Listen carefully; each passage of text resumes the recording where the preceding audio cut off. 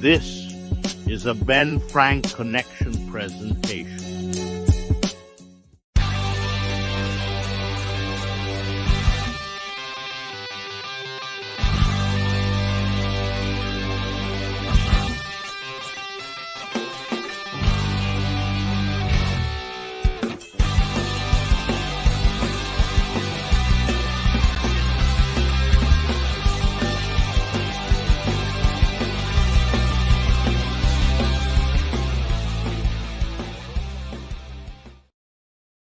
What is going on, everybody? We are back for another episode of the ABJ Podcast. There I am, episode 120 with Gabriel Hodder of Primal Fear. Very excited for this one. I'll be bringing him in momentarily, but first, let's get some of the housekeeping done first. Thank you once again if you're hanging out, tuning in, partying here with us on the ABJ Podcast.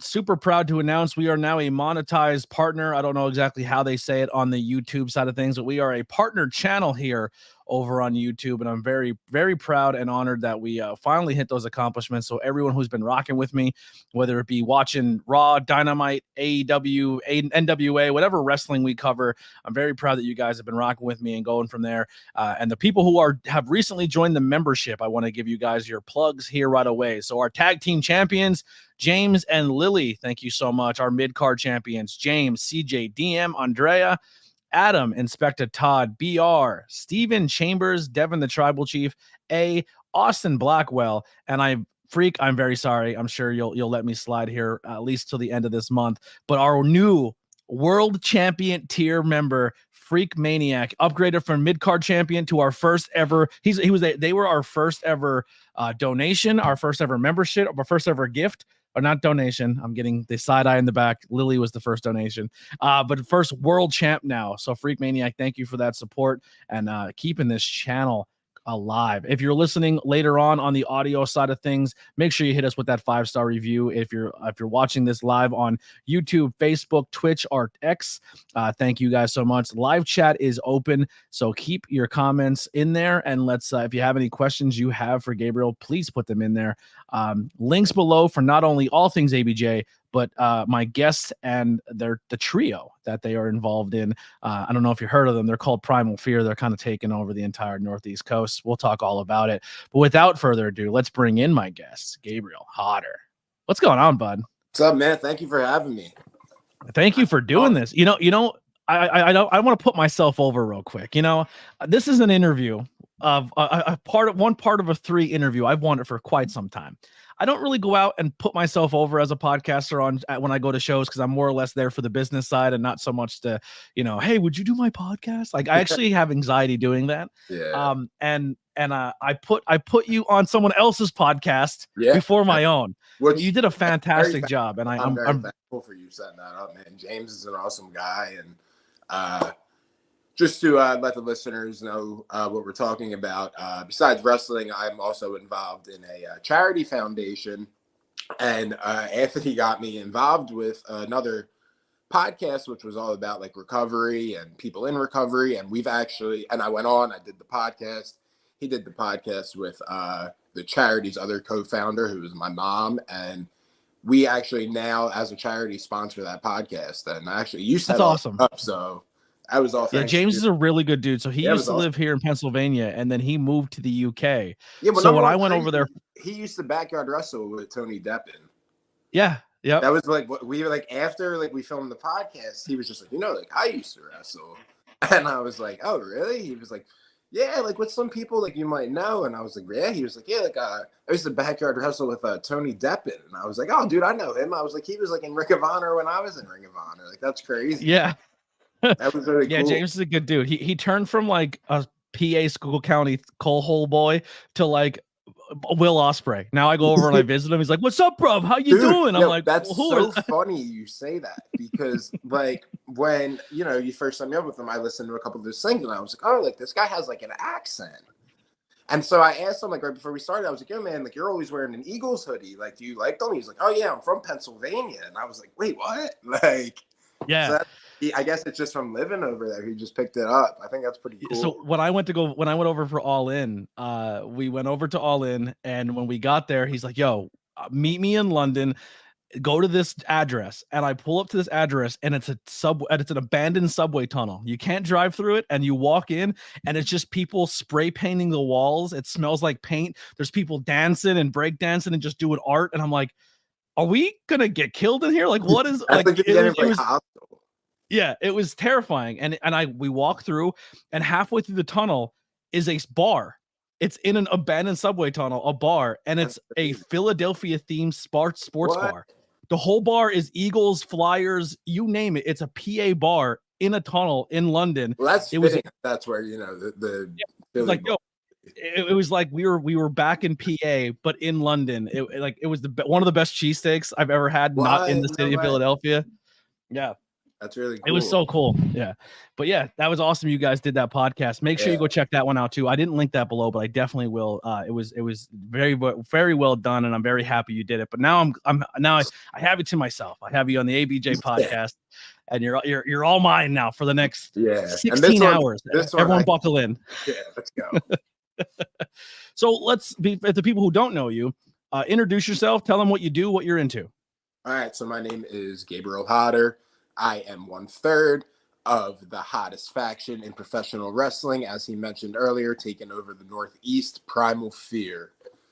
And I started wrestling in December 2015 was the first. Yep. Which do you remember the first day you went into training?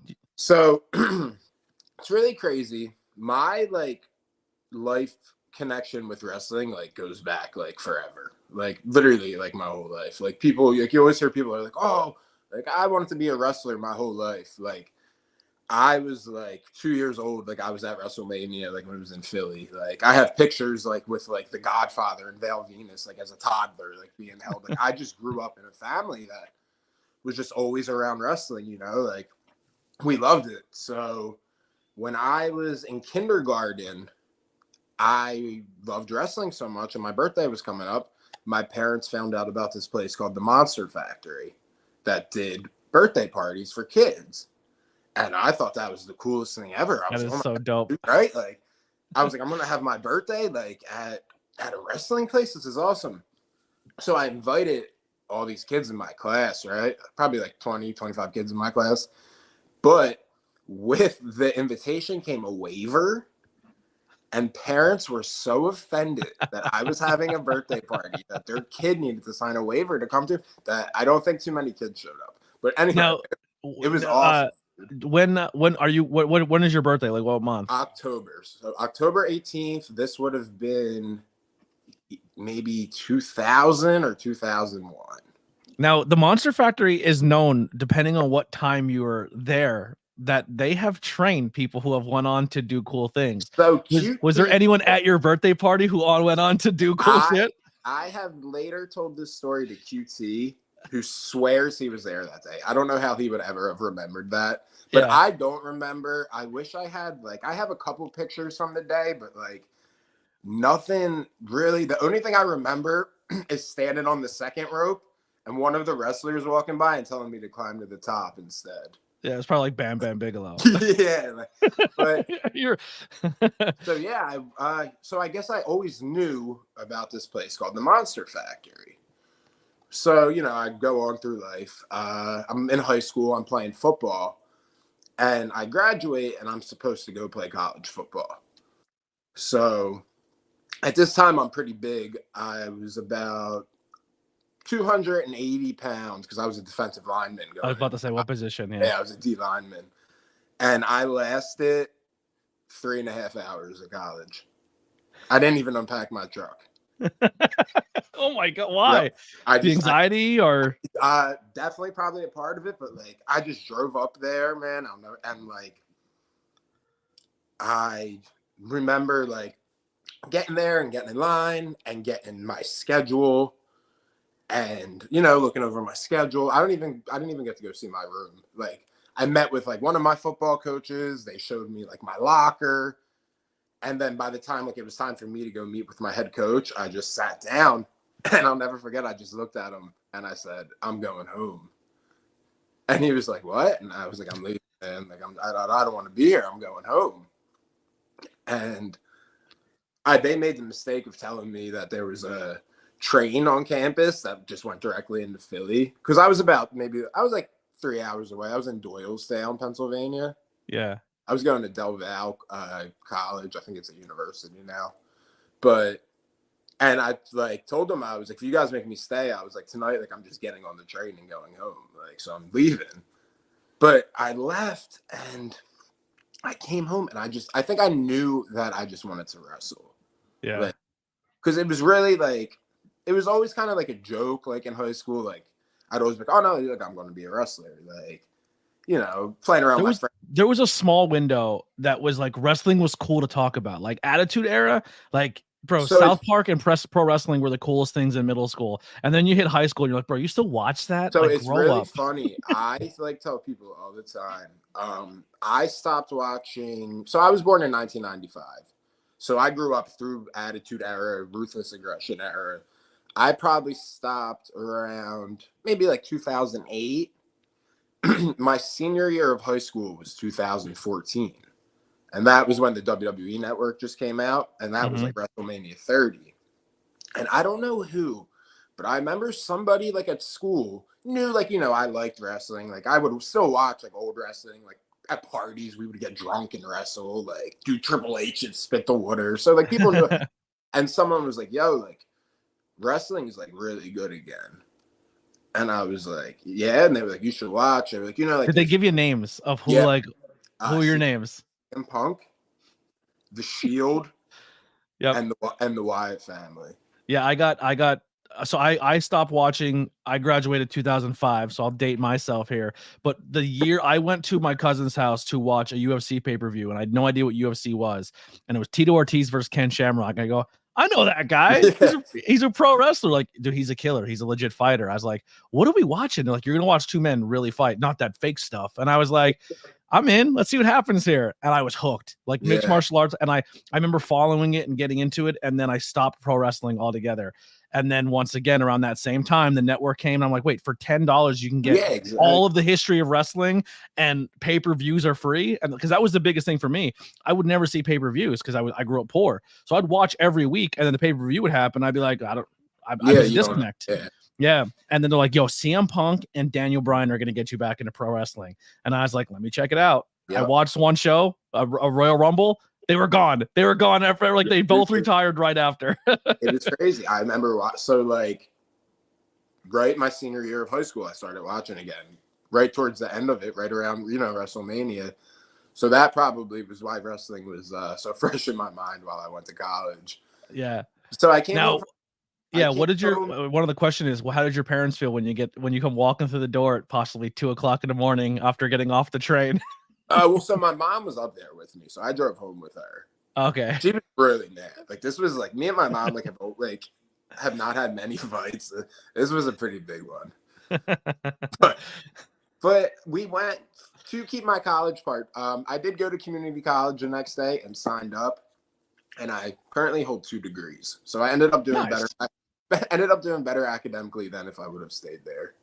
Was it the anxiety of like the football team? Was it the anxiety of being on a big campus further away from home? Well, so number one, this campus, right, was so Delaware Valley University, great football program, awesome. I came from a high school with like a really bad football team. Like throughout my 3 years of varsity football, we probably won like 5 games. Big goose egg for our team. Yeah, like we were pretty bad. So this college was like, they were like the #1 Division III school in the country. Like they were like legit. Like people were like leaving there and like getting like tryouts with like the Eagles. And I was like, I want to play for like a really good team. Like this is awesome. Like I went, like they really liked me. Like they were like, man, you're gonna really fit here. So like I like pretty much committed before I ever even took a tour of the place. So I was like, cool, this place is awesome. So I go to look at it the one day, and it is the #1 farming and agricultural college in America. Oh, it is just literally a farm with just buildings on it. There's nothing else, like for miles and miles. That's why, like I mentioned earlier, a train. You had to take a train to go anywhere. And I got there, and there was just cows walking around and chickens and I was just like, this is crazy, man. What's like, the lady situation like at a farm school? I don't know. I mean, no one's flocking to that school to pick up chicks, I don't think. Yeah, I was just like, dude, and like I know which this is going to sound crazy, but this team had a very strict partying policy. Like you could not drink during the football season at all. And I was like, what, dude? Like that sucks. Like there was no dorms. Like it was a really strange college. Everyone stayed in stalls. Yeah, it was really weird. So I think I knew I didn't really want to go there. Like I just wanted to go on a good team, but once I got there and it was real. And I was just looking at my schedule and I was like, man, I'm getting up every day now at I think 4:45 we were getting up to get 5 a.m. lifts in, and it was just football all day. It was freshmen had a mandatory study hall. You weren't allowed to have a car on campus till junior year. So I was just like, dude, I cannot be here for the next 4 years. This can't happen. So I left. But I loved football. I ended up coaching back in my high school for the next immediately I went back to my high school and they were like, man, that didn't last long. And I was like, nah, but actually can I help coach? So I'd have been I blew my knee out first day, Yeah. I know, everybody was like, dude, what happened? And I was like, oh man, long story. Yeah. I was actually too good, they said. Yeah. But yeah, I coached football for 2 years, and then after that second season, I was just I wanted to wrestle. I made up my mind. I was like, man, I'm going to do this. I was 19, and I was just like, this is the time. This is when I'm going to do it. And I was just like, okay, how do I wrestle? And I was like, oh, well, I know about the Monster Factory. I had a birthday party there before. So I was like, let me look it up. So I'm on YouTube, and I'm watching the Monster Factory. And right at this time, Danny was doing Monster Factory TV, and it was just a vlog of the training there. And I was like, oh, cool. Let me check this out. So I'm watching it, and in one of the videos is Nick Camarado. And me and Nick went to the same high school. So I'm just watching this video, and I'm just like, well, wait, I know that dude. We went to high school together. And I was like, well, if Nick figured out how to be a wrestler, he's from where I'm from, if he can go be a wrestler, I could be a wrestler. So I tell Nick all the time, which I wish I haven't ever, is he kind of is responsible for me getting into this wrestling thing too. But yeah, so I was like, cool, the Monster Factory. And this is where things get real interesting.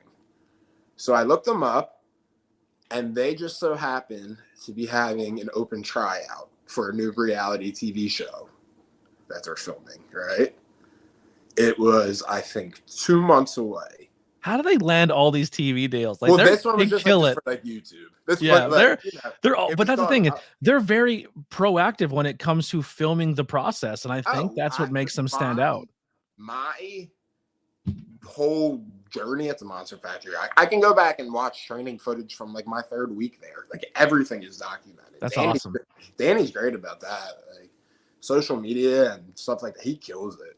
Yeah, I think that's a really cool, because a lot of people are they walk in and they don't know what to expect. But something like the Monster Factory is kind of oh, well, I mean, it's a no-brainer. You can go watch and that's what they go through. That's kind of dope. Or no, thank you, not for me. You know what I mean? Yeah, absolutely. Yeah, no, seriously. And that's what. So this is the funny part too. So I see they have this tryout, right? It's maybe 2 months away. 5 people are going to get picked, and they're going to get to train at the Monster Factory for free. Because at the time, I was still in college. I don't think I had a job. Oh, my job, I was coaching football, and that was paying me about $300 for 4 months. A season. Yeah. Yeah.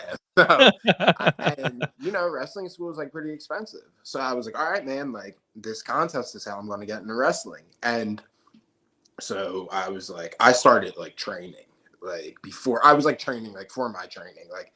And at this point I had already lost a lot of weight from when I was up to 285. I was down to probably 210 at this point. And I just really started training, and I was watching, like you said, the Monster Factory videos. So like I was teaching myself to roll. I didn't know how hard or soft a wrestling ring was. So I was practicing back bumps on like amateur wrestling mats because like I had access to them, dude, which is like so crazy now. Like, how many times you knocked the wind out of yourself? Every time. And I was just, this wrestling stuff really is hard. But, and then like, I'll never forget the night before, like I drove to my best friend's house. I borrowed a pair of his wrestling shoes. And it was just like, I was like, man, like, this is it. And I was so nervous because I was like, oh my God, man, like John Cena is going to be there. Like, and I showed up and maybe 20 people are there. And when I tell you, you're like, I'm winning this shit. It looked like the Howard Stern show Whack Pack sitting outside of the Monster Factory. Except for how many guys brought their own belt? Dude, man. Except for about maybe 3 people, right? Where like I was like, all right, like they could be like a little bit of competition. But I just remember having like my mind blown, like being like, how could you show one guy? I'll never forget this in the middle of it. Well, so we walk in. It reminds me of the Always Sunny episode where people try out for the Eagles and they're wearing capes and shit. And they're like, I mean, it was unbelievable. Like, look, this is the gridiron where legends play, and they're pissing on it. Yeah, like I don't know what they thought. Like when I walked in, but I mean, I walked up and I was just like, oh, dude, like if I don't win this, like something's wrong. Yeah. And they were like, all right, like let's start with like a 15-minute jog. Like 3 people threw up during that. So I was like, man. And this is on tape because I will go back and watch this tonight. I bet it is. I don't know if the whole thing ever got put out, but like there's clips on. The one guy comes in like maybe 40 minutes into it, right? Comes in jeans. And they're like, why are you late? And he said, because I got arrested driving here last night because I got pulled over and I had cocaine in my car. Like, cocaine, you say?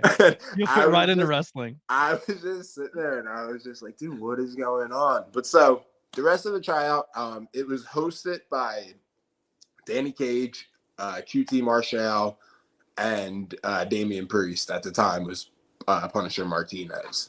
Yeah.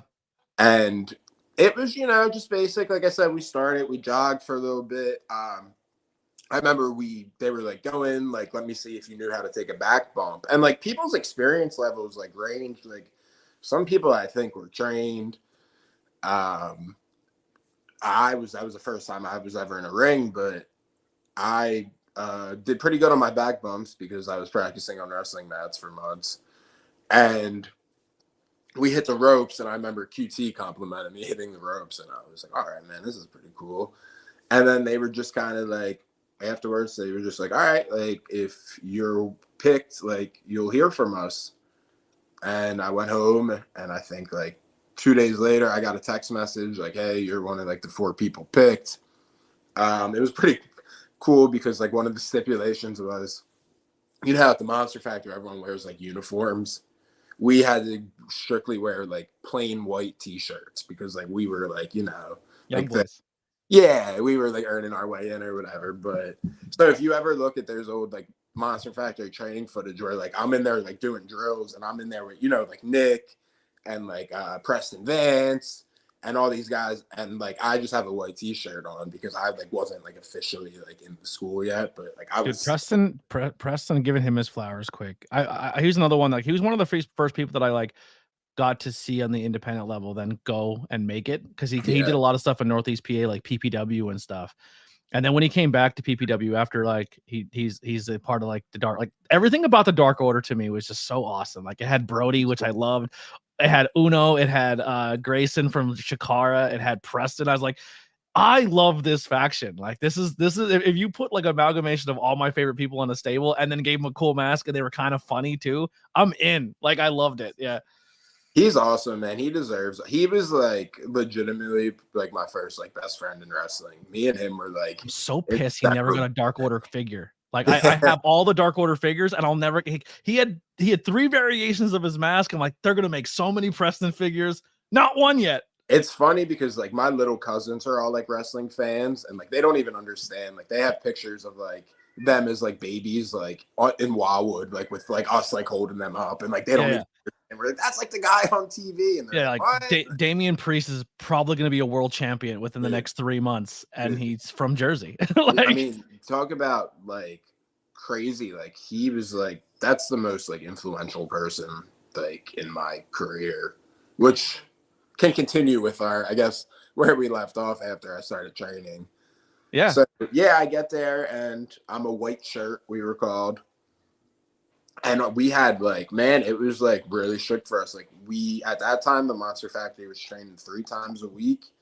And it was like, you couldn't be late for a practice and you couldn't miss a practice. Like if you did, like you were done, you were out. And I think it was for like 6 months. And, you know, you're on that free tuition. There's 5 people that you could be paying. And so they don't fuck it up. Yeah. And like, dude, it was like I said, like it was strict. One time I remember I had a flat tire. And I like drove to training, like blew out my tire because I was like, I can't be late like for training. I can't miss like my thing. Your whole rim is square. Yeah, dude, it was crazy. I probably have a picture of it somewhere. That was but so is that essentially where you met the rest of the team? Was all at Monster Factory? Yeah. So when I had just started training there, Matt and Adrian had just joined maybe 3 or 4 months before me. Preston Vance had just joined about 3 or 4 months before me. And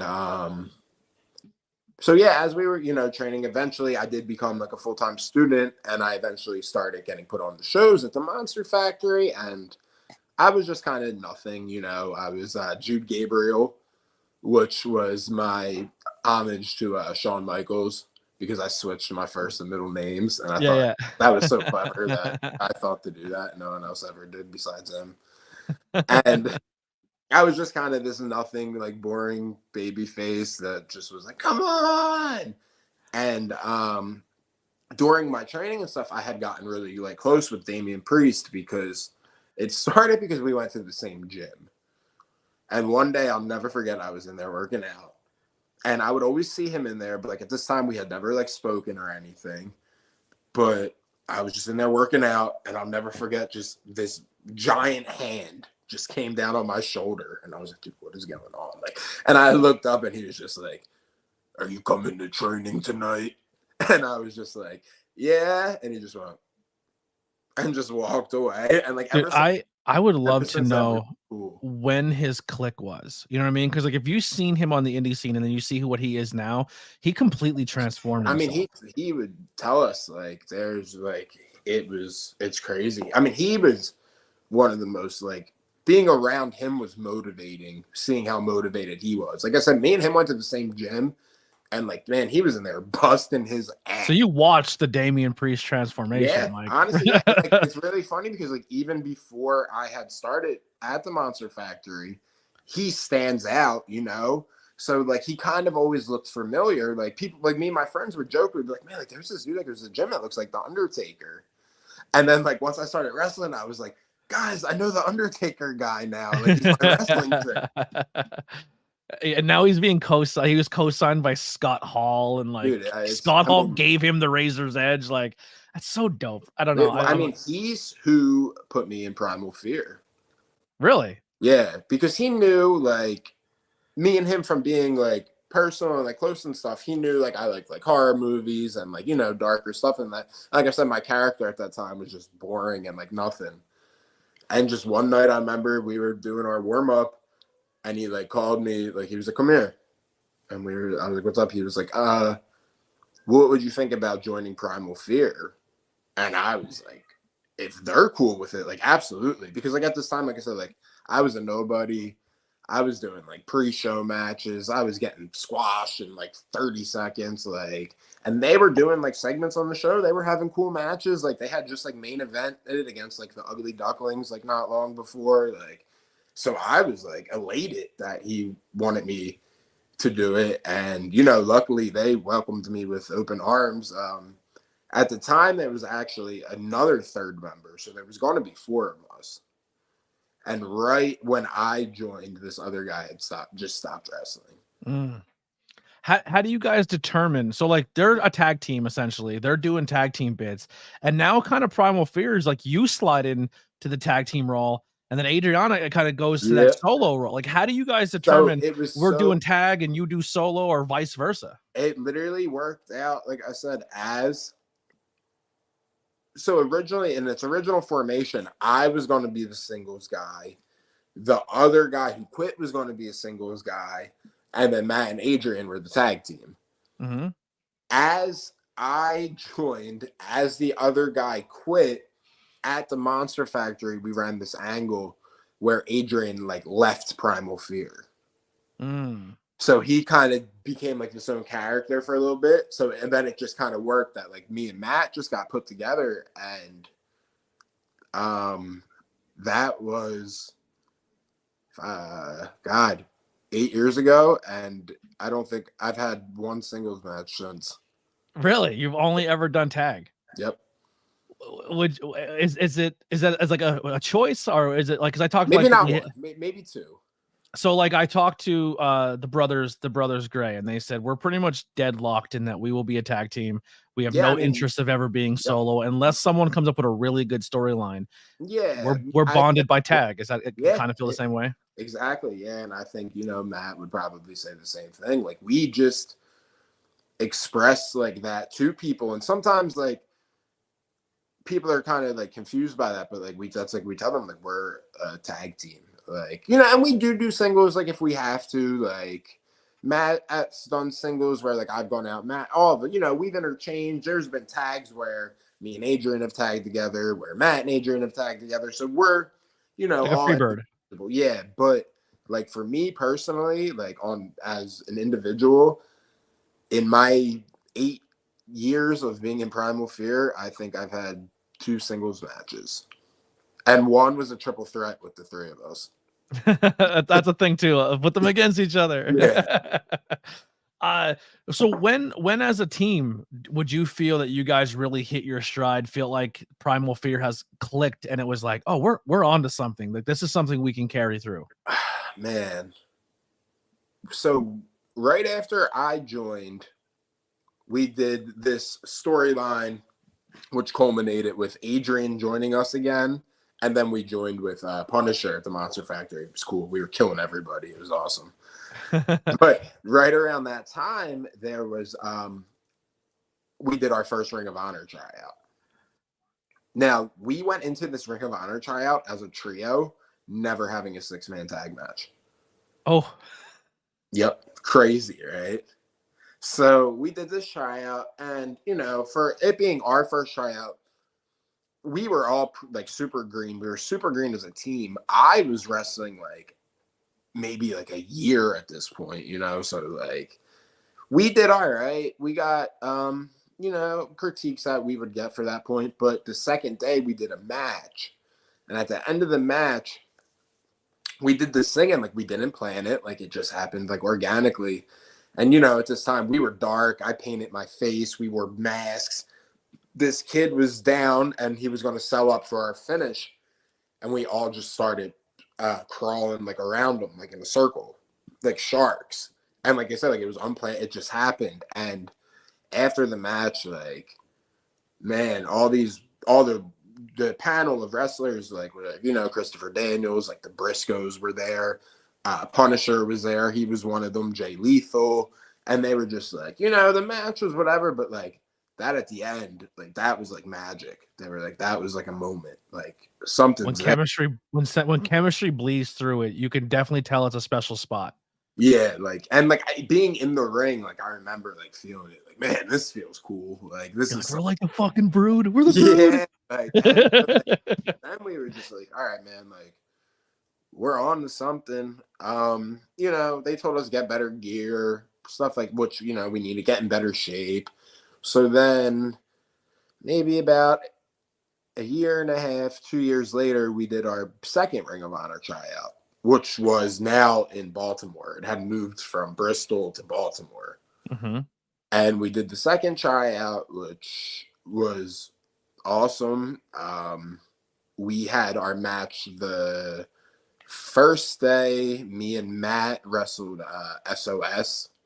Which is now Khan is killing it in AEW, man. He's awesome. Gates of Agony are awesome. He deserves all that success he's getting. And They have Moses, such an old school look, like an old yeah, school set 80s, 90s tag team look. he is like Khan is someone that I immediately like clicked with. He loves horror movies. Me and him would come into training and just sit and talk about horror movies all training. Everybody else probably hated it because it was I love it, yeah. But so we wrestled them the first day, and like what was really cool about that was like Bully Ray liked the match a lot, which I was like, man, that's cool. Like that this The guy, tag team guys giving you love. saying that Yeah. like we had a tag match. Man, I actually don't think I remember who we wrestled. Oh, on the second day we wrestled 3 of QT's students, which Alan Angels was one of them. He's so good. Yeah, so that was like we met him that weekend. And so they were part of the match. We ended up having a 6-man with all 3 of them who came up from the Nightmare Factory. And then at the end of like the camp, we were all kind of just sitting around, and we got like called into the office, and they were just like, we want you guys to start like training here whenever you can start. So when you get called in the office, who are you in there with? So they called the 3 of us, and at the time it was BJ Whitmer. Okay.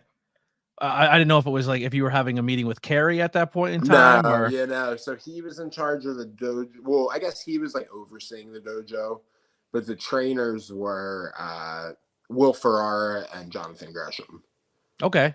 So so we were like, wow, man, that's awesome. Like speaking of, Punisher or Damian Priest, he was like the first person I texted like after they called us in the office, like, and he was just down in NXT at this point, so it was really cool. Like, kind of feel like we were like kind of coming up together, like, yeah, it was cool. And we started at the dojo, and it was awesome there, man. I mean, and like we were saying, as far as us being like a tag team, like we were at the dojo specifically as a trio. Like we were being ROH literally was one of the only companies in America that was honoring a trios title. Yeah, we were being trained as a trio. Like people would go off and do like different stuff, and Gresham would take us, and we would watch like Dragon Gate like 6-man tag matches and like break them down. And so like I always tell people that like when I say like we're one of the, I don't know, maybe only authentically trained like trio in the world, I really think that's true. Like I would agree to be a 6-man. Like other people are people that get put together or whatever. Like we have been trained to be like this unit. Like it was cool. How do you feel now in the landscape of wrestling where trios tag teams are like being recognized? Like they're looking at, you look at WWE and people are like, I know we're in a world where there's too many titles, but a trios title in pro wrestling just seems to make sense with today's times. Throughout history, man, even like in the Attitude Era or a little before the Attitude Era, when they were doing like the gang warfare, like they were all trios matches. Like when it was DOA and Los Boricuas and all that, like. So it's always been like a staple of wrestling, and I think like you said, right now WWE would be a great time for it. They have so many trios there right now. Yeah, the Bloodline could have been trios tag teams. Judgment Day could be trios tag teams. Alpha Academy has 3 to 4 members at any given time. Like with I think it's a good chance to shout out PPW for being one of the first indie. Few indies. Yeah, I probably could think of another, but I mean that's awesome that they have that.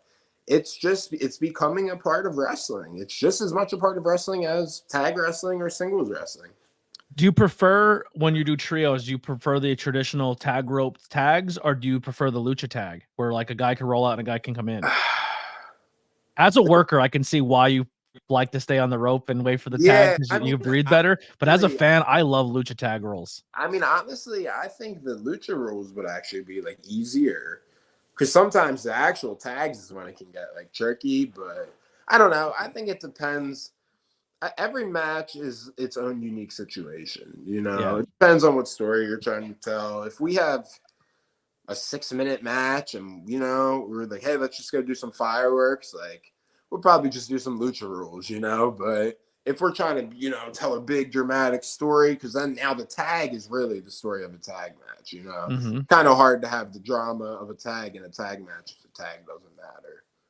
Yeah. When did you guys decide to switch from the dark, spooky, occult looking tag teams to being more this lighthearted tag team of the people? Because like kids are like Primal Fear. I know, you guys are really funny. yeah. We've come a long way. We were backstage at AEW for Dark, and we had our masks and all our stuff on, and House of Black walked by. And we take were that shit off. No, but we were like, they have that here. Why are we, like every show is kind of like a puzzle, and they're the Dark trio, and so that piece of the puzzle is already there. So we're not that piece of the puzzle. I said the same thing with when everyone's like, oh, they brought back Cross and Cross isn't being utilized. I said, because they brought Cross back and they brought Bray back. Cross can't be the spooky guy because Bray's the spooky guy. So he had to take a back seat and do something else. You know what I mean? Exactly. So, it's just like John Cena just said it on one of his interviews he did. Like, whatever he used the example of him being the rapper. He was like, I'm the rapper on the show. Like, that's his character. So no one else can be the rapper on the show. Like, and that was kind of really like a reflective. And also, we were kind of, as performers, feeling a little limited with that gimmick. It's cool. It's fun. I, at my core, like, love dark, spooky horror. But I'm also... I think, like, for me personally, I have a lot more personality to the show than when I used to paint my face and not talk. Yeah. But that's a cool thing that you can call back to as well. So say, like, for example, at PPW, this syndicate it brings the worst out of you guys. It can get to a point where you guys might have to bust a face paint out and go back to the old. Yeah, it's always still there. It's all still there. Where it's like you guys are love-hearted and fun, but the second that switch has to be hit, it's almost like when Finn Balor puts the demon on. Yeah, it's like you just brought Primal Fear back to its primal era, and you're in trouble. You know what I mean? Like that's a cool thing you guys always lean on, but still be the insane baby faces of the company where the kids are into what you're doing and all of that. So I think it's cool you always have that to fall back on. Yeah, absolutely. And I feel like you kind of always have to evolve as a character, especially as a group. Like, we gotta look at the best ever. They always just keep evolving. You can't just stay one thing forever. Yeah. Who are some tag teams on the scene or trios teams that you've been put in with that like stand out to you as some matches that really like stick out as some of your favorites? Man, we just recently Ace of Space Academy is great. They're so good. They're so good. We've wrestled them in all different configurations of them, and they're awesome every time. I think PPW is just bringing in what's his name? GMK. Yep. GMK. He's so good. Oh man, they're great. They're all great. We just recently had a really good 6-man with Big Business, also at WrestlePro. Brick City Boys and TJ Crawford. We got a big match coming up with the Syndicate, I believe. Yeah. So, that was good. I enjoyed that. I'd like a good fight. They hit me really hard, and I hit them really hard. And I like people that can get in the ring, and I can do that with them. So I'm looking forward to doing that again.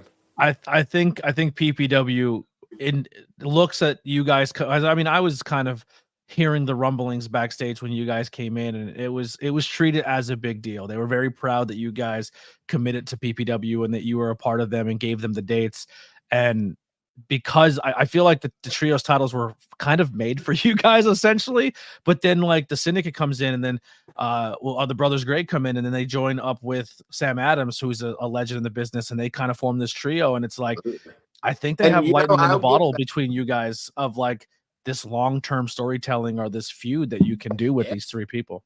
And I give them a lot of credit, man, because like they committed to it. They went out and got matching gear, and like, that's an investment a lot of people wouldn't have made. So like, good for them, Yeah. Shows that they're serious about this trio stuff. They got a lot of work to do to be as good as us, but yeah, absolutely. But I think you guys, bring the best out of each other. Absolutely. Which, as fans, if you haven't bought your tickets for 420 for PPW, go grab them, because I think there's a lot of magic in that trios division right now, and I think you guys are the ones holding that flag for it. You know, a little over on the home side of New Jersey, April 4th, we got a steel cage match coming up against the Backseat Boys. Oh, super crazy pro wrestling. Tag or trios? Yep, tag for the tag championships. Nice. Those bums jumped us and cheated and beat us at the last show for our tag titles. But now we got them locked in a cage. Have you guys ever worked the Audacity? They kind of have like the masks, like the Casey Jones masks and the shoulder pads. I've seen them, but I've not. We've never. They have a good look too. Real good look. They do. I've seen them and they stood out to me. Yeah, I think they're very talented. I called a few of their matches in New Jersey. That would be another one. I think Primal Fear would be a cool tag team. Man, we're always down. We'll take on all challengers, especially at Super Crazy Pro Wrestling. That's our home promotion where we help train there, and we're open to any tag team that wants to come in and get beat up. Yeah. Well, Adam, this is a good question, because this is kind of where I was leading to next. But he says, how do you keep each other from driving each other crazy of spending so much time with each other? Man, it's really never been a problem. Just we've always had like really good, like not just like in-ring chemistry, but I think the in-ring chemistry comes from us just getting along as like three guys that are like really genuinely best friends. Yeah. And I think this is where I think tag team wrestling and trios, people miss the ball a lot with, right? Because this business, pull the curtain back a little bit, can be really rough. Mentally, it could be rough where you think you have friends that turn around and everyone's chasing the same golden ring, right? And sometimes it's hard, and sometimes people got to do what they got to do to try to get that ring before the other guy, and friendships and egos and all that can get in the way. But when you are part of a trio, or you have that brotherhood of a tag team, or just a group of people, like the Lost Boys are another ones I look out to right now. There's four of them. It's those car rides of like not doing it by yourself, or where you can be vulnerable to your partner and be like, man, I'm mentally going through it. Can I just vent to you guys? Like, I just need to kind of get this off, because if I vent to somebody in the back, they might take it as I'm talking shit, but I'm not. I just need to get these feelings out so I can let it go. But then people start drama, and it could be all of that. But I think having that car ride of all used together, where you can get those emotions out, be for each other's backs and support, I think that's super important. And I think that leads to longevity in this business. Yeah, and like a lot of it really is like that there's no like ego. Like we truly look at it as like the overall goal of like Primal Fear is bigger than like the three of us individually, So that's why like any individual success that either one of us has really just works towards the greater goal. Yeah.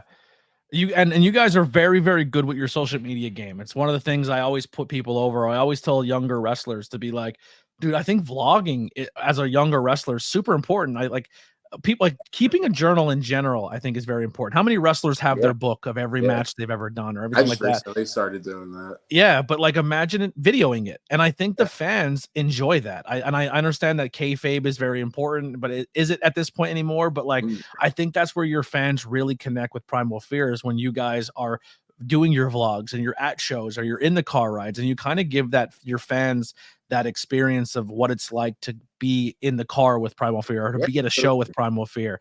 And I think that's super special. And what sparked you guys to give that access to your fans and going that route? I don't know like exactly when it started. I just know one day Adrian just started filming, and he was just like, I think we should vlog stuff. And we've been all in since, I made the vlog once. So not want to brag. Yeah. Which shout out to the vlog, which you can check out over at True Primal Fear on YouTube. We're on our way to 1,000 subscribers. Getting those subscribers. Yes, we just hit over 500 about 2 weeks ago. On the way to 1,000, baby. That is a hard grind to do. Actually, the link tree is for you and Primal Fear are in the links below. So go to the link tree and definitely subscribe to that. I will maybe if one of my moderators head over to YouTube and get the link and put it in the comments. Jamie, pull that up, Jamie. That's a Joe Rogan joke. So when you're not professional wrestling and kicking ass and winning titles and taking over the East Coast with your boys, What are some interests of you that stand out? What are things that you like to unwind and do? Maybe read a book, watch a movie, listen to music. I really like movies. I really like going to the movies. I'm a purist in that sense. I haven't gone to a movie in forever. Wow. See, really? I think it's like, I don't think number one, my attention span needs it. At home, I'm too distracted. And like, I love movies. Like, movies are like my favorite thing in the world. But at home, it's just too easy for me to pick up my your phone or yep. go get. So like, I kind of need to go to the movies. I think the last movie I seen in theaters was there were two horror movies. I seen the newest Scream and Cocaine Bear. Yep, saw the that two one. I watched in theaters. It's so good. It's awesome. Gotta watch it. But I think I have the Cinemark Movie Club membership. It's the best thing I've ever bought. It's a good deal. It's awesome, dude. I don't know how everyone in the world doesn't do it. So I have to drive almost an hour and 20 minutes to get to a Cinemark. It's up in Moosic, Pennsylvania, but they have those big leather super seats, and you can roll them back. And I love it. So you prefer the horror movie scene? Yeah, I mean, I really like all movies, but I mean, horror movies are definitely my forte, as you could see by my my last name, which was drawn from the GOAT of all horror movie killers, Kane Hodder.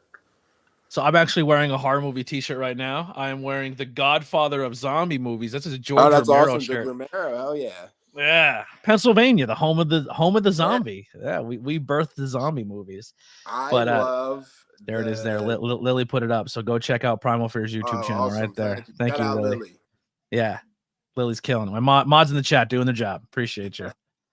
I love the Dawn of the Dead remake. What was that, like 2004 or 5? Love that. Yeah, I the original is my favorite of all time. Old movies are kind of hard for me to watch. Really? Except, no, honestly, yeah. So what is if you had to say like your top 3 favorite horror movies? Oh man, they changed so much because like I look at horror in like such a different way. Like my favorites are like slashers. I was gonna say, are you a slasher, a monster? So like I like all of them, but like it depends, like, you know, what you're going for. Like my favorite, like if I'm just like fun, like I love like Friday the 13th Part 7 is great. Yeah. I love Jason X as well. Yeah, it's a great one. I love all the Scream movies. Scream's probably my favorite franchise. Yeah, honestly, like as far as like good slasher movies that are actually like good movies as well, like it's definitely Scream. Scream 1 is that movie that I know you're part of a recovery thing, but like Scream 1 is a high you'll never get ever again. Once the whodunit has been done, you'll never experience that again. But every time you watch it after, you're like, oh, that's how they could have been here but not there. So it's like a different experience every time. Scream's my number 2 of all time. Number 1 is the original Halloween. I think the original Halloween's a masterpiece. Oh man, kick me off the show. You hate it? I hate it. The original Halloween's so good, but the rest of the franchise is dog shit. Oh my god. I see, man. I like once a year try to watch it because like I want to like it, and I think it's just so boring. It is a slower paced movie, yeah. Definitely slower paced. People get so mad because I love the Rob Zombie one. I like the first Rob Zombie. Yeah, the second one. The second one's not great. The first one I think is really good. See, I love Nightmare on Elm Street. I love the remake. I like the remake. I like how they made Freddy scary again. Like they made Freddy terrifying. Yeah. The Friday the 13th remake I think is underrated. So you like Hodder, right? So what where does Hatchet fall into your list? I love the Hatchet movies. They're the same as like just, you know, the Friday the 13th. Like they're just like people like look at me like funny, like when I say they're like fun movies, but like it just, you know, you're like, what goofy way is this person gonna go get chopped up? Like, yeah. The claymation kills in Hatchet are the best. Yeah, where he's just like spinning their head around. But then, you know, there's also there's scary movies, and I have like a whole like, you know, like Sinister I think is like a terrifying movie. Yeah. I recently watched Skinamarink. I didn't see that one yet. Oh wait, is that the one where you're like, it's just a house? It's weird. It's an experience, I would say. I didn't hear good things about it. It's weird, man. And I'm a maniac. I woke up at 4:00 in the morning so I could watch it, just like in the pitch black dark. Like I sat close to my TV and watched. Are you a Shudder subscriber? Do you have Shudder? I do. I gotta get Shudder. When I get a job, that's the first thing I'm getting. You know, sometimes there's good stuff on it, and sometimes it's kind of. Yeah, I love the B-rated ones. I love the ones that are like. When Netflix first started and it had a first streaming service and they had nothing on there that was mainstream and it was like, this movie is a half a star, I'm like, I'm in. And I would watch. I don't know why. I just forever, my whole life, like have loved like horror movies. Like I remember like just being a little kid and like you said, going through like Showtime and just like the worst like horror movies ever were on. It's like, did you ever see like Drive Through? You know that movie? Yeah. I remember being like Hotel Hell. Yeah, and just be like, dude, these movies are awesome. Except when you go through Blockbuster and the Ice Cream Man and he's licking the eyeball or critters, they had those. Or was a Demon Night with the demon and she's like the box art would get me every time. I remember the Tales from the Crypts movies. Yeah, watching them as a kid. That was my favorite TV show growing up, Tales of the Crypt. Oh, dude, I love that show. That pan shot going through the. Sometimes I would be afraid of it because so I would run away until that part was over, and then hide behind the couch till he popped out. I didn't like the beginning part. And once you hear, you're like, I'm good. Cool. I'm back. I'm in. To this day, I hate jump scares. I get pissed when I get jump scared. I get angry. I'm like, fuck you. Come on, get creative. Got me. Then that's like a whole kind of genre of movies. So like jump scare ones, like PG-13 horrors essentially today's time is all jump scare. Yep. Yeah. The chat's blowing up. They love the horror talk. Nev Campbell hosts be back for the next Scream. Yeah, but they got rid of all the other actors that made the Screams good again. That's a hot situation. Ortega is gone and all those. Like I like the way they were building that. So I do love Nev Campbell though. I feel like So they said, how do you feel about Terrifier? So I can't say too much on this because on Thursday I will be reviewing Terrifier live here on this YouTube channel. I will say I've never watched the first one. I did watch the second one. If you were confused by part 2, part 1 will not give you any answers. I've there's cool moments in it. I think he's like an amazing actor. He's pretty terrifying. He's like definitely like a horror icon already, but I don't know. I think it's a little more mean spirited than I like in my slasher movies. Yeah, a couple of the Screams kind of get in like that territory where they get pretty. I feel like your character has to have morals, or not morals, but rules. Like I know I'm talking like a Scream movie itself. Like everything has to have a rule. You know what I mean? But Terrifier has no rule. Like Terrifier is essentially, I call it's TikTok horror. It's essentially it's a little segment and then a brutal death, and then a little segment, and then it's essentially like if you're scrolling through death scenes. That is a very good way to describe it. Lily says C. Henry says the original Texas Chainsaw Massacres are off the chain. I'm a Texas Chainsaw Massacre fan. The new video game is a lot of fun to play. I like the remake with who is it? Jessica Biel, and Matt McConaughey, and the one. Oh man, maybe like 2004. Oh, okay, Jessica Biel, I think, is the star of it. Really, that one's really good.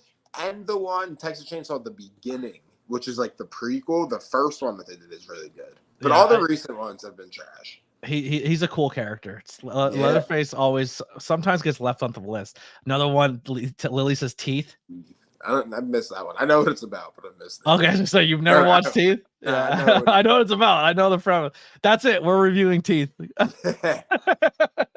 Love jump scares when they're done right. Yeah, they're good, but I get mad that they get me. I get pissed off about it.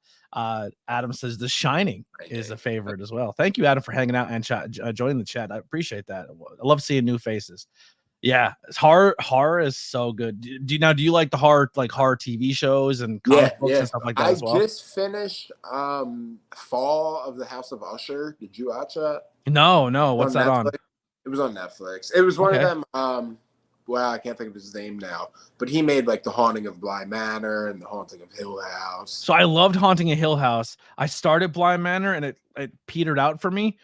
I have to give it another chance. Hill House was good though, because I need loved Hill House. Yeah, I gotta check it out. I heard Hill House is really good. I like American Horror Stories. I like when they're good. Some of them are bad, but American Horror loses me after like 2 or 3 episodes. Like the first season I loved until the very last episode, and they Beetlejuiced it. Like we're just gonna scare everyone who lives here. I was like, you just Sesame Street this whole season. Then there was a few seasons where I was like, I was half in, half out. And then the Lady Gaga season, that opening scene, I like that one. Is the greatest piece of cinema of all time. That the foursome death scene, amazing. If I died that way, I would be okay with it. That's how I want to go out. Gaga in the room. Yeah, I want to be killed by Lady Gaga during a foursome. Yeah. But besides, the rest of the show, not for me. After that, I'm done. That's all. Yeah. I feel like there's not a lot of good horror TV. The Child's Play TV show is awesome. Yeah, I watched a little bit of it. They tie all the movies together. Like they make the whole. They did a good job of getting that like franchise back on track. Yeah, I love Child's Play. Dude, it's so good. What is it? The one when they're in the asylum is like really good. Mm-hmm. Cold. I even like the remake when Mark Hamill did the voice, where he was more like an iRobot type deal. That was too bad either. I thought it was pretty cool. But that's the Texas Chainsaw Massacre. Makes them start killing people. They watch it. Are you a gamer? Do you play games? A little bit. Not. You're always on the road, so it's probably hard, huh? Yeah, I mean, if I do, I play like Madden or like I'm trying to get 2K. The WB. Yeah, it's a lot of fun. You should try the Texas Chainsaw Massacre game. I see it looks cool. I've never played the Friday the 13th game either, but I always watch. It was good until it got discontinued. It was a lot of fun, but the Texas Chainsaw Massacre is a lot of fun. But look at everyone's jumping in this. Or everyone's saying the fall of the House of Usher was good. A great show. Look at everyone getting involved. I gotta watch it now. I gotta check it out. Every episode it was kind of based off loosely off like a Edgar Allan Poe story. Yeah, I think you got us. You won. Yeah, it was pretty cool. Haunting on Hill House. You know what really pushed that show for me, because I'm a huge fan of her. That Kate Segal. Yeah, she's so good. Did you ever see the movie Hush with her? Yeah, is that where she's deaf and then this how the home invader comes? Such a good movie. That's a scary movie, man. That's like a really terrifying premise. Yeah. Well, the other one too, You're Next, where the guy goes and brings his girlfriend to a dinner date, and then she loyal. I wanted that girl to be Laura Croft in the movies. Like that girl could have been a great Laura Croft. That girl kicks ass, man. Yeah, it's such a good movie. That's one I recommend. The other one, did you ever see Ready or Not? I think that's kind of like that. Yeah. You know what one I really like too? Trigger warning if bad thing if we'll just say SA in movies is a trigger for you. I understand horror is not for everyone because they do a lot of that, but It Follows was such an interesting movie. It's like a sexually transmitted ghost. Yeah, that's what I've heard. Like the premise of it is, but I've never seen that one. But is that like the same? I know it came around kind of as the time as like Hereditary and yeah.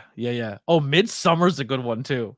See, I don't even like Midsommar, and people get so mad at me. It's so because you can't leave. Like even if you're like, I just think, and like Hereditary too. I didn't like. I get really nervous being in environments that I'm not used to, because like people are like, bro, this movie would be over in 15 minutes. I'm like, would it? Yeah. If someone brought you to a property that's 30 miles from your house, but there was like nothing but woods between you and them, and they knew every inch of that ground, you're dead. You're not winning.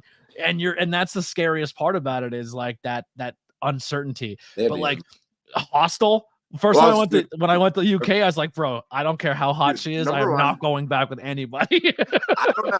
I don't know how old I was, but I shouldn't have been in the theaters watching them movies. And them movies are brutal, dude. Yeah. They like scarred me for life, man. Saw kicked off that generation of like the super gory. I remember being in theaters for Saw and pissing myself laughing on that end scene because the acting was so bad when he's cutting his leg off. And I'm like, I remember for the Punisher movie, the one with Thomas Jane. If you got the DVD, on the bonus disc was a preview for Saw, and it terrified me. Really?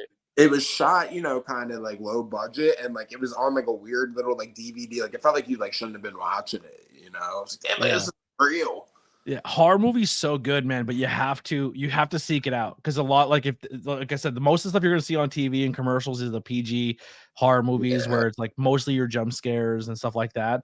But Which there's some stuff out there. Although a good one of those comes out, Yeah, there are some good ones, but they're all kind of like I always say, like the James Wan horror movies. Yeah. They're all kind of the same tempo, same feeling, same everything, and you don't get that guttural like, oh, I'm sick to my stomach. Like this is getting to me. You know what I mean? Like, no, I heard like, have you seen Where Evil Lurks? I think it's called. I have not yet. That's like going around right now. That's supposed to be. So like, on my list I'm doing episodes with people. I'm doing Barbarian. I haven't seen that yet. Oh, it's so good. Lighthouse. It's not horror, but it's kind of there's elements to it. I'm actually more excited to do it with the guest I'm doing it with because I think it's gonna be hilarious. I'm doing Lighthouse with abs. That is funny. Yeah. And like the thing is, like, it's like good acting, Willem Dafoe is awesome. Yeah. I'm doing Meg with Kim Rose. Okay, that movie was awesome. No, Megan. Yeah, Megan. No, not Meg the shark. Yeah, Megan. Yeah. Cool. Awesome. Yes, movie. someone made me a Meg logo, and I was like, that doesn't look anything like the Meg. And then she's like, I did Meg because that's what you told me. Yeah, so I have. So if anyone's do a Megalodon movie, I have a logo. Yeah, well, if anyone really likes dinosaur sharks. Yeah. Black Phone is on the list. Really good too. I really like that. And Saw is on the list. No, gee. When you do Lighthouse, make sure you turn on Tony Cam. Yes, Tony Cam will definitely be used. I have this thing that was made for me from when we watch AEW. I turn this on Tony Cam, and then I this is way too long for a bit, but I literally just turn the contrast down on my camera. There you go. I would fit in with Lighthouse. What's that? It would look good with the Lighthouse guy. Yeah. So we'll probably do that to be funny. Just figure out how to do it.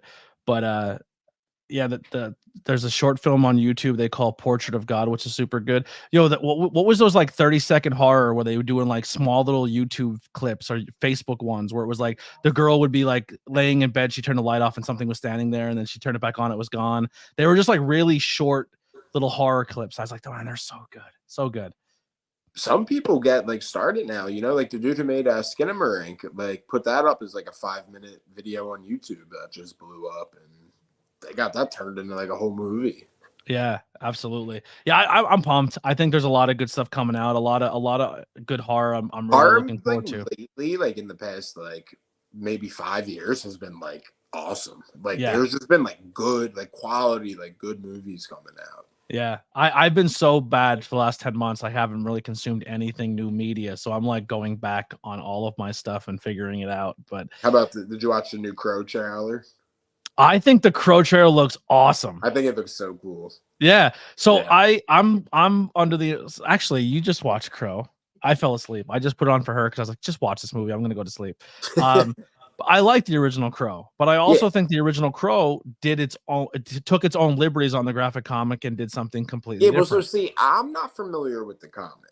Yeah, I know the movie, so like I didn't know in the comic you don't wear the makeup. Like, why are people so mad he's not wearing the makeup? Yeah. Well, the makeup was essentially his blood. His blood is black when he's the Crow. So what you see the makeup on him, that's actually his blood.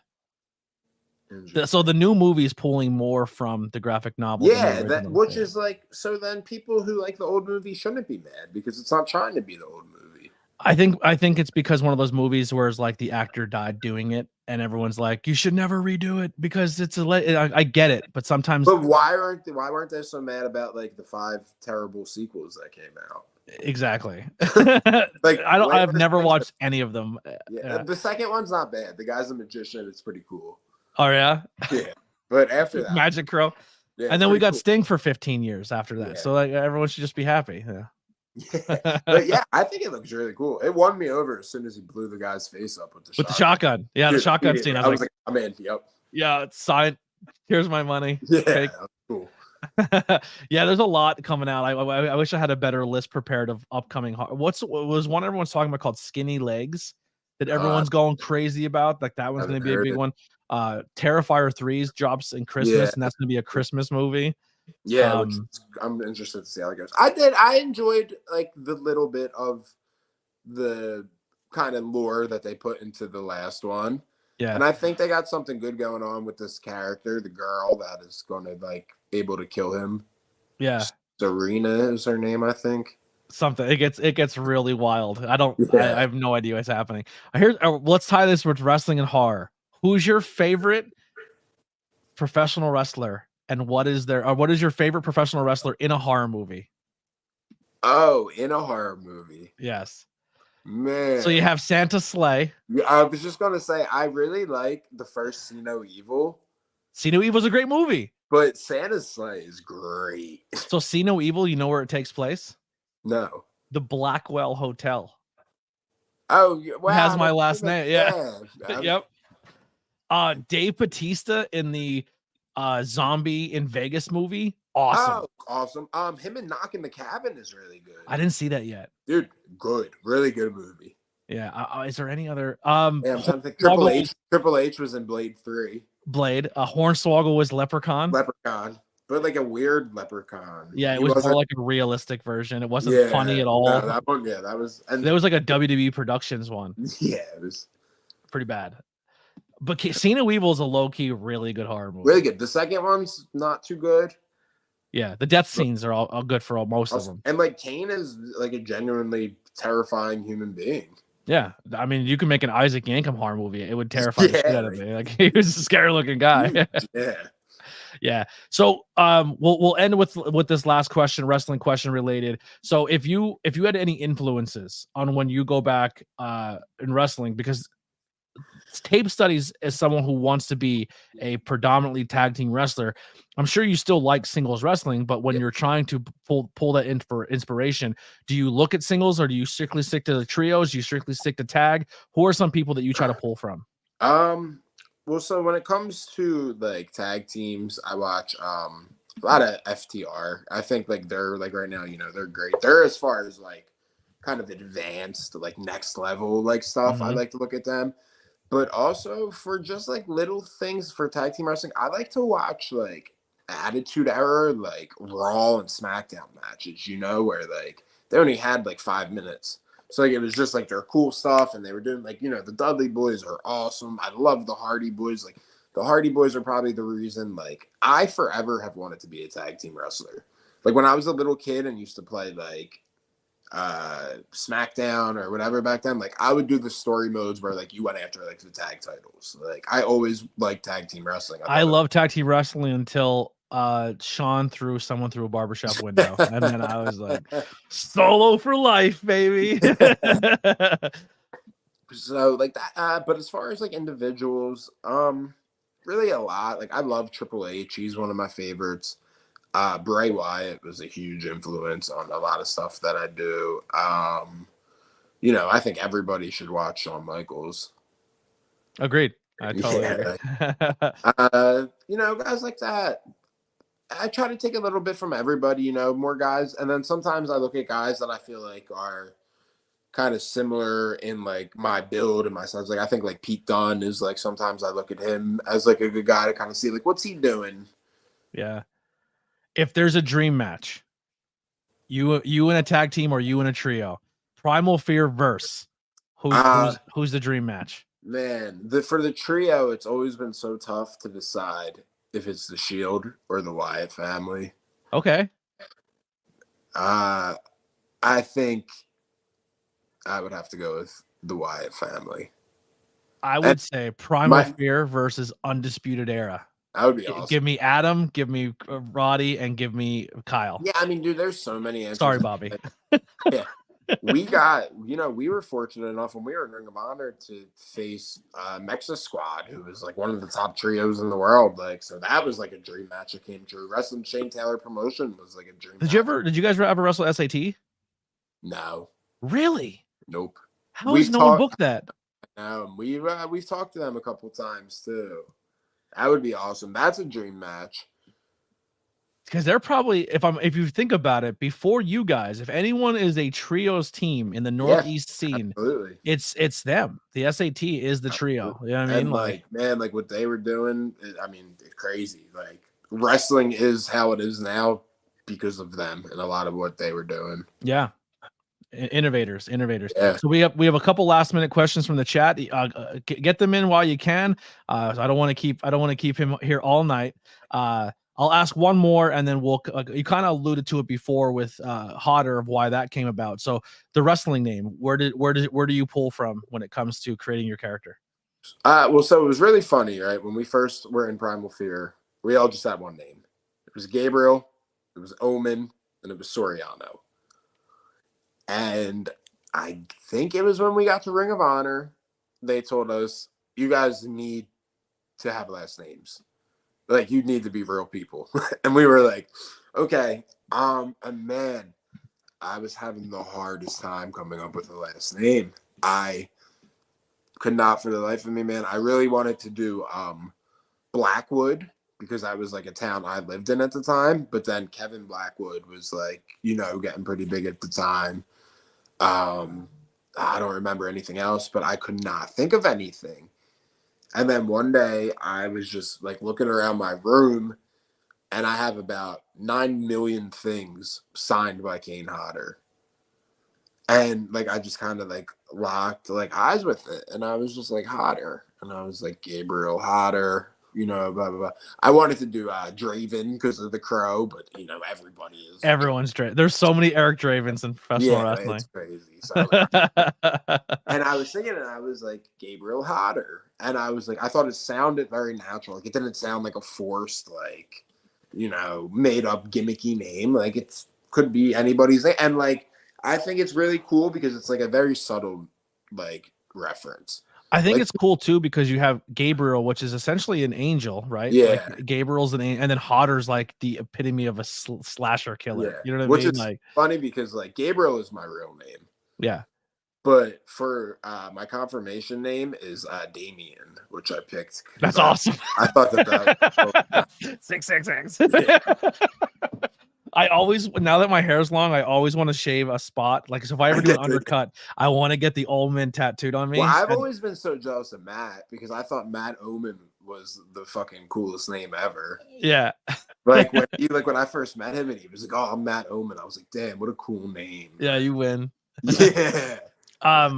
When you going back to PPW and being at PPW and you have that history of ROH and you worked with a lot of people from ROH and now you kind of get the cross paths again with a guy at PPW, and he probably hates me for blowing him up like this, but I feel like his locker room leadership, especially now at PPW, has gone above and beyond anything I would ever expect. But now working with the Mecca, like he's part of PPW and not only like in charge of a lot of cool things there, but like he's really helped drive stories that aren't even just his. Like he puts input on a lot of things and he's good for what's going on in that company. How is it now being with him at ROH and now seeing him in that spot at PPW? He is, I mean, one of like, I've been around people that I'm like, man, he's like a wrestling genius. And like, he's one of them. Like, to go a little more behind the curtain, he was like the leader, like at the dojo. Like he was a part of our dojo class when we were there at the Ring of Honor dojo. He was a part of the first tryout. We were the second tryout, but he was like essentially like team leader, like team captain. And he is someone that he holds you to a standard. Like you're in there and like it's work. Like he takes it very seriously, and it's inspiring, like to be around someone that does take it seriously. And he does it because he genuinely just wants the business to be better. Like he doesn't need to be going above and beyond and doing all that he's doing and helping these guys with these matches and coming up with these storylines. He just does it because he genuinely just loves wrestling. Like we used to have he's someone who needs his praises sung. Yeah, like we used to have matches like that would come out on like the Ring of Honor YouTube, and then like he would text me after like critiques of the match. Like he never needed to do that. Like that's just who he is, man. He loves wrestling. Has probably the best wrestling mind I've ever been around, and wrestling needs more Brian Johnson. Totally agree. Selfless guys who doesn't do, like, he's doing so much when he hits the curtain that the fans are seeing, but behind that curtain, man, he is. And I mean, in front of making everyone better, making everyone around better. He's the best in front of the. I mean, you want to talk about people that hate people. People hate him. Like, he's unbelievable. I fucked up when he first got to a show one time because I haven't been at a wrestling show like at this point in time like in 5 or 6 months, and I was Jones and I missed all my friends. I missed all you guys. I was like hugging everybody, and like the doors weren't even open yet. But there was a handful of people that he doesn't know. Yep. And I was like, yo, man, I miss you so much. I went to give a bump and he just, Yep. And he walked to the back.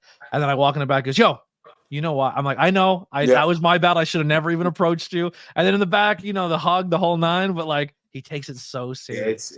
And it's refreshing to see, man. And it's a testament to why he is as good as he is. You know who there's 2 people right now in PPW, and I think him coming back and him coming back and being in the locker room Mecca is going to bring more out of this kid that I think is insanely talented.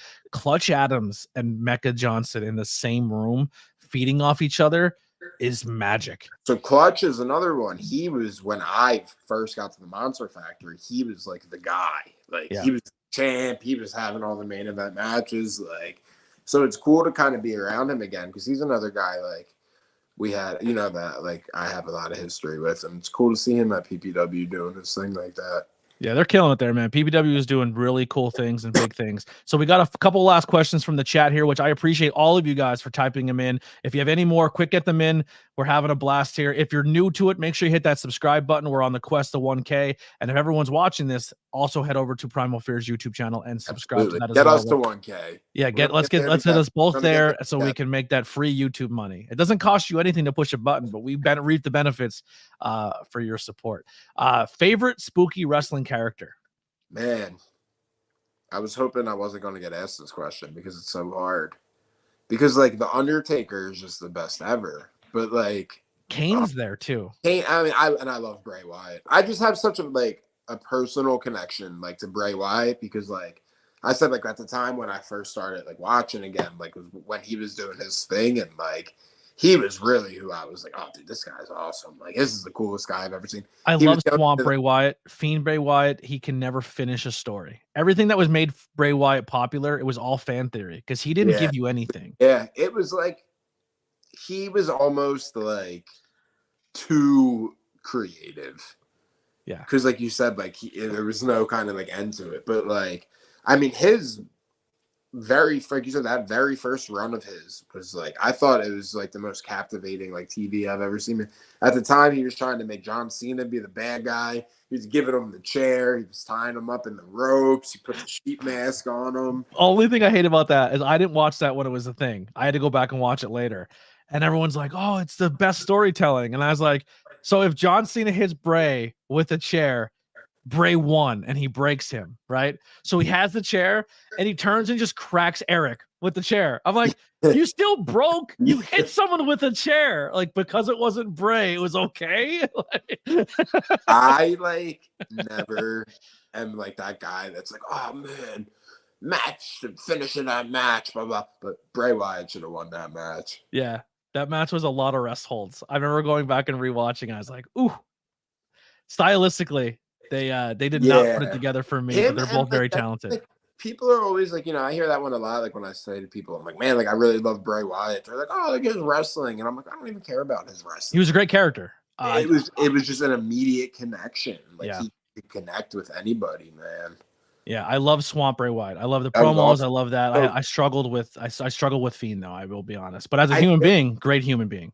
I did like when he first came back as the talk show like host. Yeah, I was like, this is great. The Funhouse stuff, the Firefly Funhouse stuff was fun. I like the Muscle Man and I like creative, just different, goofy like stuff. Mm-hmm. What else we got here? What mainstream promotion would best utilize your strengths right now? I think that's pretty easy, right? There's only one company that has 2 trios tag teams. Yeah. AEW, ROH. We'd love to go back to ROH. Got some unfinished business there. But also, we don't want to rule out anything, man. TNA is on fire right now. Yeah. We got a couple friends in WWE. MLW is doing cool stuff. MLW is doing cool. Wrestling. GCW. It's really, man. The real question is, what promotion is missing out by not utilizing us? All of them. All of you. Here you go. Would you go against the Judgment Day, given your history with Damian Priest? Absolutely, because the last time I was in the ring with him, I think he chokeslammed me. So I got to get that back. If you had to pick your trio that you're going against, are you picking Damian, Dom, and Finn? Or are you going Damian, Dom, Mommy? What are you going with? Oh, I didn't know that was an option. Of course, Mommy's an option. Then yeah, I'm gonna have to, man. I agree. Credit. I think she's like the best wrestler in the world right now. Megastar. Yeah, it's unbelievable. Yeah, she's like, and now that they're kind of teasing that Damian might, like, I think the end for the Judgment Day is, I think Judgment Day is still a thing, or maybe it disbands, but I think Damian's the next guy out. I think Damian stands on his own soon, especially with that Money in the Bank. I think everything around Judgment Day kind of crumbles. I don't think you separate Dom and Mommy. I think you turn Dom into that babyface Eddie Guerrero when he was with China type deal, and I think he will be, for how much he's over as a heel, he will be a mega babyface with him and Rhea. But if we're building up to Andrade versus Damian, give me that all day long. And I mean, just like look at like how far they've come as a group from like where they started. People were like, "Oh, look at this stupid thing," and like now they're like the stars of WWE. The show revolves around them and the bloodline. Yeah, I always fear in WWE because I feel like everyone has that glass ceiling, and if you're smart to the business, you can kind of see like, all right, they've probably hit their ceiling. They're not revered as a Cena. They're not revered as a Roman. They're kind of right where they're going to be. But man, when Damian Priest wrestled in Puerto Rico and how the people responded to that match with Bad Bunny, I was like, yo, I think Damian just broke his glass ceiling. Yeah, I mean, it's like I said, anything that happens with him, like I legitimately get like chills. Like, yeah, I mean, that was a guy that like, you know, we used to sit in his kitchen until 4:00 in the morning after shows, like just talking about wrestling. And like, he's a guy again, like he didn't need to ever do that, but like, that's how much he wanted, like cared about wrestling. Like we would have our shows and then we would go back to his house and we would just talk about the shows. Like I said, until like 4:00 in the morning sometimes. Like, so sick. He did. Yeah. I mean, dude, looking back now, like what did I do to deserve? Like I was this 21-year-old kid, like sitting on this guy's couch. Like look at him now. Like you said, it's like about to become one of the biggest stars in the biggest wrestling company in the world. And like, he was always never anything but like selfless with me, man, and all of us. I mean, he brought us, if you go look at his old Ring of Honor entrances, we were his extras every time. We've carried him out to the ring in like caskets. Like he brought us around and he introduced us to people. So like we were familiar when we did our Ring of Honor tryouts. Like we were, you know, Damien's, or at that time Punisher's guys, but like, so it's well, he's technically like, I guess he's Primal Fear adjacent. He's like the fourth member. We were the Pride of Anarchy. Yeah. When he joined, or when we joined him. He would get mad if I said that. We joined him. we get Damien in a Primal Fear t-shirt and just put that all up. Lily said in the chat, the cat's name in The Crow is Gabriel. Oh yeah, that is true. There's no is there no cat in this new movie? Maybe the new one, maybe not. There's a little girl. I'm pretty upset about that. I didn't know that. I don't know if you could put a little girl on screen with what they're about to show us in that movie. Maybe. I don't know. Yeah, it looks pretty rough. But I don't know. You don't see that new movie, Abigail, about the killer little girl ballerina? No. Oh, dude, look up. I'd look it up. These people kidnapped this little girl. They think it's like like a hostage thing, and they take her back, and she's a vampire. And she just like, rips apart like this. Like, did you ever see Let Me In? Great movie. Yeah, yep. Good movie with Chloe. Yeah. Yeah. That's so fun, man. All right, let's get you out of here so we don't sit here all night and keep this going. You will be back soon. I eventually want to get every member of Primal Fear on here to tell their story. That's the goal, and then I want to do a trios thing where we all kind of talk. But and then I definitely have to have you back on for episodes of Knuckle and High School Horror. We gotta lock that down. Man, you guys work so goddamn hard, and this is where I tell people, man, like a lot of people are like doing their shit on journalism, and they're like, oh well, F this guy on TV, or I don't like this guy. Bro, everyone's connected in some weird way. Everyone's friends with somebody. And that's why you're probably a lot of people don't do your podcast because you say dumb shit about their friends. But it's a testament to see that Damien was like, you said, was very influential on you guys. And there's a moment where if you look at him on the indie scene and where he's then from where he went from as like a chubby dude with black face paint to this just ripped GQ model, he took himself serious, and you can see how that rubs off on you guys, because I think Primal Fear is one of the most hardworking, determined trios team that's on the scene right now. And you guys set a bar and set a standard, but also keep yourself extremely humble, approachable, and just very giving to everybody on the scene. And I will always be a Primal Fear fan. You guys kill it. I'm proud to be in a locker room with you guys when you guys are there. Just keep doing what you're doing, and nothing but high hopes for all three of you. I appreciate it, man. Like you said, we have high standards because we were around such high standards our entire careers, which we've been lucky enough to do. So it's kind of, like you said, do what we know how to do. And thanks again, man, for having me on. This was a ton of fun. I could have talked for another hour and a half about horror movies. Well, I want to save it because I want you back. Yeah, we gotta keep them wanting more. But thank you so much. And yeah, once again, C. Henry says, great show. Thank you for sharing your story. Yeah, it means the world. Make sure you go hear his podcast on my buddy James's podcast. I will link it below as well. And also all links below for Gabriel as well as Primal Fear. Go subscribe and follow them on all social media. We got some Wooden Maneuvers. We got some pro wrestling tees, and follow your boy on Instagram and X. And there's a True Primal Fear TikTok as well. TikTok's where it's at right now. I mean, get it before it gets shut down. Before it's gone. Yeah. We'll see you guys next time on the ABJ podcast. Like I said, we'll be back on. If you enjoyed the horror movie talk, come for the debut of Not Cool in High School Horror on Thursday with Courtney Smith. Courtney is a tattoo artist, as well as she's going to be in her own horror movie coming very, very soon. Backroad Part 2. She will be here for Terrifier Part 1. We will also be covering Terrifier Part 2. And then we're also ending the month with a buddy of mine. His name's Charles Moran. He does artwork. He's a huge pro wrestling fan. You've probably seen him at every GCW show with big, thick black glasses, his hair down to his shoulders. He's in the front row every time if it's in the Northeast, screaming his head off. He loves pro wrestling, loves horror movies. He's a great artist, and he will be joining me for the last episode of the month for Not Cool in High School with Evil Dead Rises. So I'm pretty excited for that. We'll see you guys on the next one. Here's some music by the Converse Kid. We'll talk to you soon.